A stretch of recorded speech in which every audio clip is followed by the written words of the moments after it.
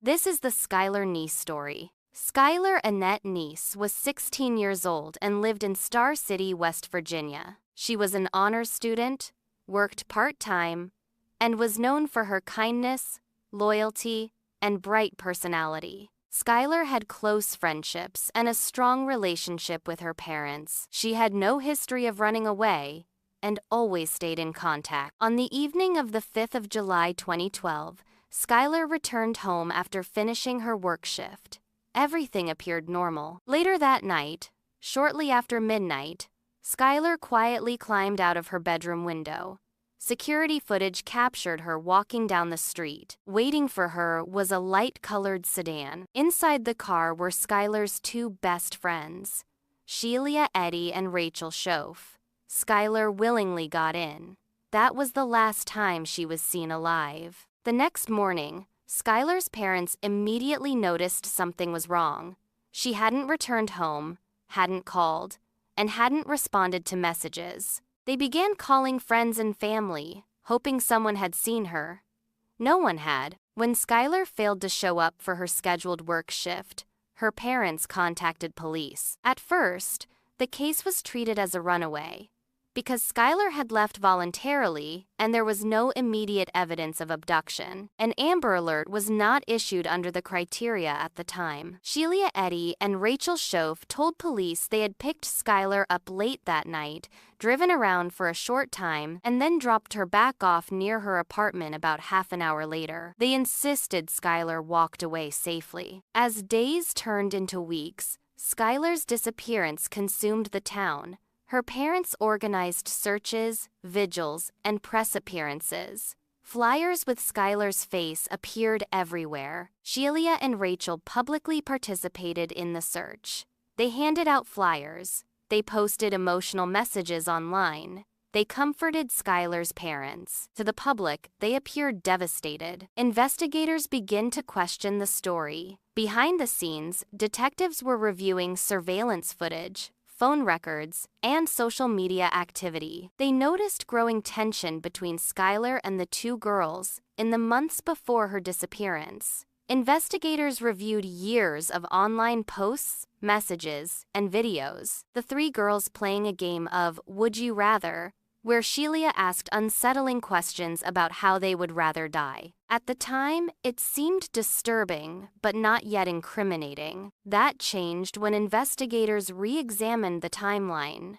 Sheila and Rachel said they picked Skylar up around 11 p.m. and dropped her off roughly 30 minutes later. But surveillance footage from Skylar's apartment complex told a different story. The footage showed Skylar leaving her apartment around 12:30 a.m. and getting into a car. When questioned about the footage, Sheila and Rachel claimed they didn't know who the vehicle belonged to.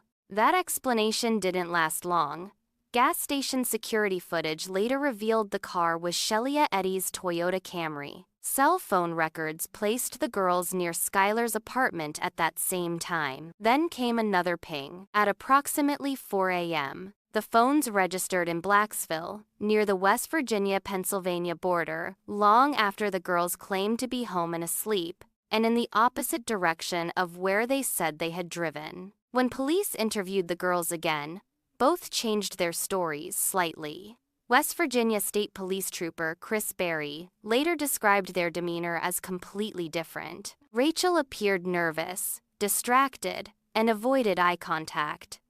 Sheila appeared calm, composed, and unbothered. In December 2012, both girls agreed to take polygraph tests. Investigators knew the results were not admissible in court, but used them as an investigative tool. Sheila failed questions related to the night Skylar disappeared. Rachel passed some portions, but her mental health was rapidly deteriorating. Under the pressure of suspicion, Rachel's condition worsened. On the way to one appointment, she jumped out of her father's moving car and ran to Sheila's home. Soon after, Rachel suffered a nervous breakdown and was admitted to a psychiatric hospital. When she was released in January 2013, Rachel requested a meeting with her attorney.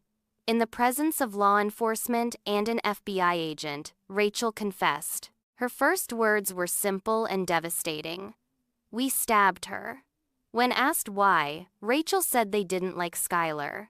Rachel led investigators to the murder site, a remote wooded area in Wayne Township, Pennsylvania. Because of heavy snow, authorities were unable to recover evidence immediately without risking contamination. Rachel was temporarily sent home, while police waited for conditions to improve. Investigators attempted to record conversations between the girls by having Rachel wear a wire during a meeting with Sheila, but the attempt failed. Rachel's car was seized and examined by the FBI. Weeks later, as the snow melted, investigators returned to the site with cadaver dogs.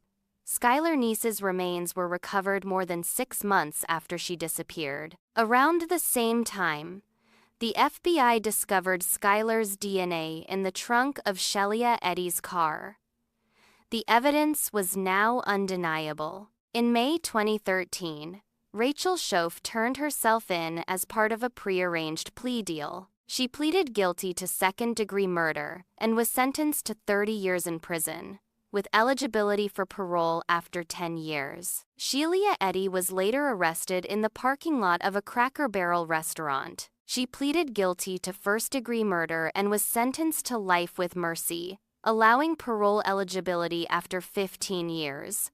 Both were tried and sentenced as adults. Skylar's murder shocked the nation and exposed gaps in how missing teens were classified and investigated. In response, West Virginia passed Skylar's Law, improving missing child alert procedures. Skylar's parents continue to honor her memory through advocacy and awareness. Skylar trusted her friends, and sadly, that trust cost her life. This was the night she trusted them.